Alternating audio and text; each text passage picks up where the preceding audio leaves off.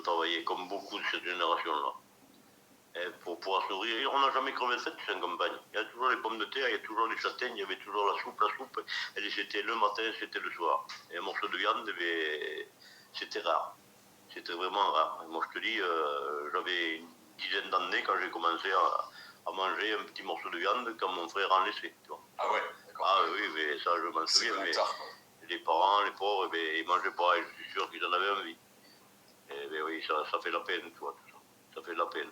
Qu'aujourd'hui, on n'en fait pas de cas. Tu vois, manger des poulets qui viennent d'Ukraine, là-bas, c'est dégueulasse. Je suis désolé de le dire. Mais bon, c'est vrai que les gens, ils regardent leur porte-monnaie, je comprends. Il y a beaucoup aussi de personnes que... c'est normal de regarder ça en premier lieu. Sans critique, mais bon, les filles d'aujourd'hui, elles cuisinent peut-être pas comme...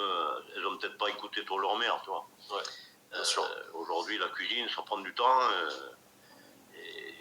Bon, mais moi, je critique pas. Ma vie, moi, j'étais le plus heureux des enfants. Moi, j'ai eu une bonne jeunesse, j'ai toujours mangé mon aise. Mais enfin, ça fait de la peine quand tu repenses que tes parents, ils auraient mangé un morceau de viande et puis... Ils se sont sacrifiés pour toi. Comme mon père m'a toujours dit, si tu peux pas le payer, tu le regardes.